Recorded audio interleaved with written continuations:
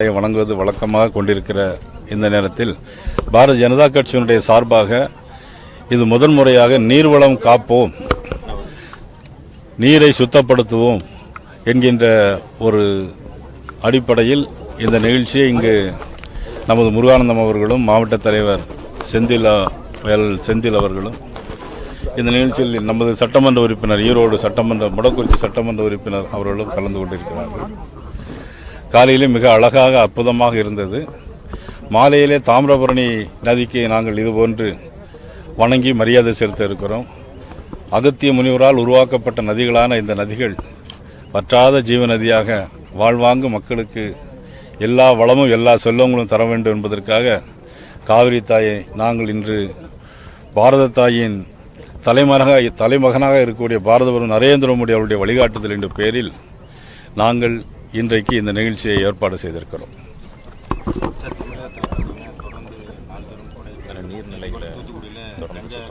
நாளைக்கு தொடர்ந்து எல்லா மண்டலங்களிலும், அதாவது இதனைத் தொடர்ந்து இன்றைக்கு மாலையில் தாமிரபரணி ஆற்றில் நாங்கள் நதிக்கு மரியாதை செலுத்தி தீபாரத்தை எடுக்க இருக்கிறோம். அதே போல தொடர்ந்து எல்லா ஒன்றிய நகரங்களிலும் இன்றையிலிருந்து ஆரம்பித்து நீர்நிலைகளை சுத்தப்படுத்துவதற்காக நீர்வளம் காப்போம் மண்வளம் காப்போம் என்கின்ற அடிப்படையில் நாங்கள் இன்றைக்கு ஆரம்பித்திருக்கிறோம். இது தொடர்ந்து பாரதிய ஜனதா கட்சியின் சார்பாக எல்லா ஒன்றிய நகரங்களிலும் மட்டுமல்ல, தொடர்ந்து எல்லா நாட்களிலும் எப்பெல்லாம் தேவைப்படுகிறதோ அப்பெல்லாம் அது செய்வதற்கு முடிவெடுத்துக்கிறோம். நீங்கள் கேட்ட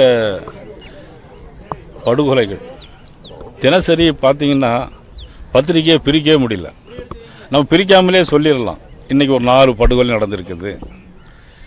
திருவள்ளூர் மாவட்டத்தில் 24 மணி நேரத்தில் 3 படுகொலைகள், திருநெல்வேலி மாவட்டத்தில் படுகொலைகள்.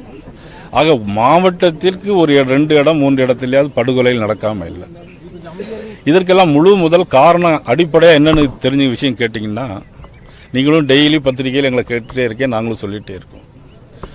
ஆனால் அரசாங்கம் அதை கண்டுகொள்ளவே இல்லை. இதுக்கு எல்லாமே அடிப்படையாக காரணமாக விளங்குவது என்னென்னா போதைப் பொருட்கள், கஞ்சா.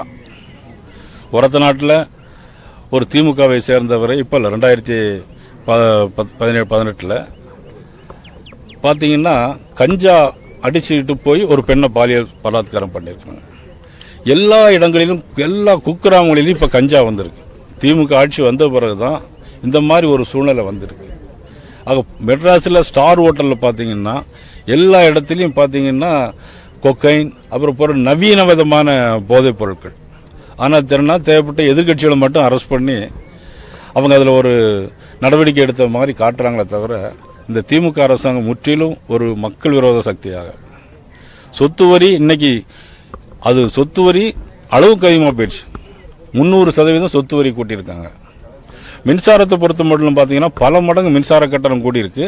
அதற்கு தெரியாமலே என்ன பண்ணால் வருஷத்துக்கு 6% மின்சார கட்டணம் கூட்டுறாங்க. அதையும் தாண்டி பார்த்தீங்கன்னா வருஷத்துக்கு டெபாசிட் கட்ட சொல்கிறாங்க. வருஷந்தோறும் டெபாசிட் கட்ட சொல்கிறாங்க. இது மறைமுகமான மக்களை துன்புறுத்தக்கூடிய ஒரு செயல்.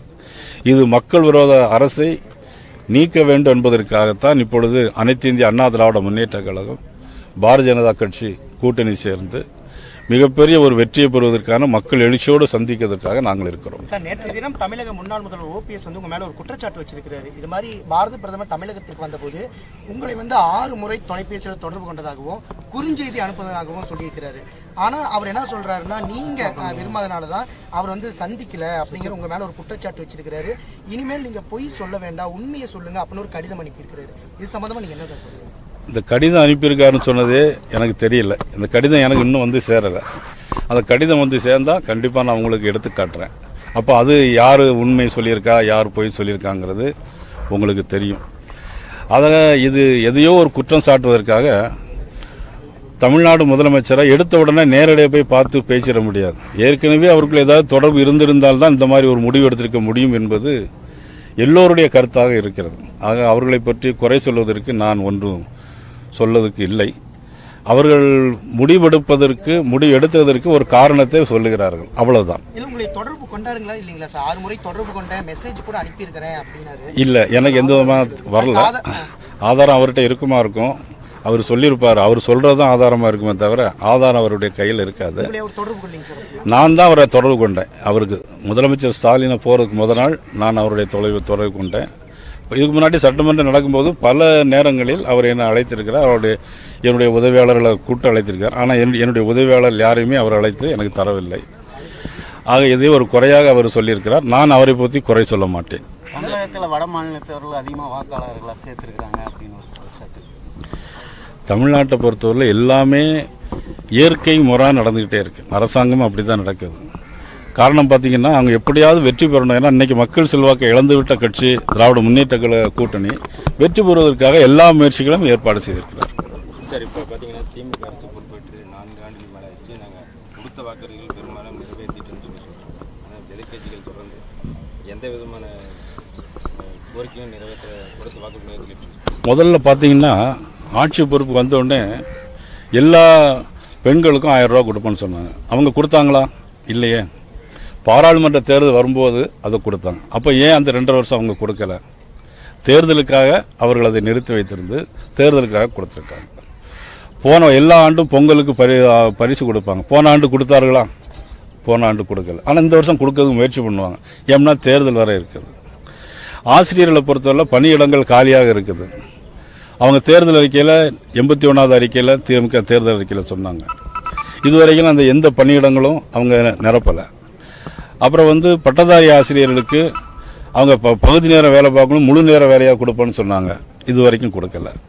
இப்படி அவங்க சொன்னதை எதையுமே செய்யலை. அது மக்களுக்கு தெரியும், உங்களுக்கும் தெரியும். இருந்தாலும் நீங்கள் கேள்வி மேலே கேள்வி கேட்டுட்டு இதை சொல்லணுங்கிறதுக்காக வேண்டி நீங்களும் கேள்விகளை கேட்டுகிட்டே இருக்கீங்க. நேற்றைய தினம் கூட தமிழக சிஎம் என்ன சொல்லியிருக்கிறாருன்னா, உடல் உறுப்பு தானத்தில் தமிழகம் முதலிடம் வகிக்கிறது அப்படின்னு சொல்லியிருக்கிறாரு. ஆனால் அருகில் இருக்கின்ற நாமக்கல் மாவட்டத்திலேயே கிட்னி விற்பனை ஏழை மக்களை குறிவைச்சு சட்டவிரோத கிட்னி விற்பனை என்பது நடைபெற்று இருக்குது.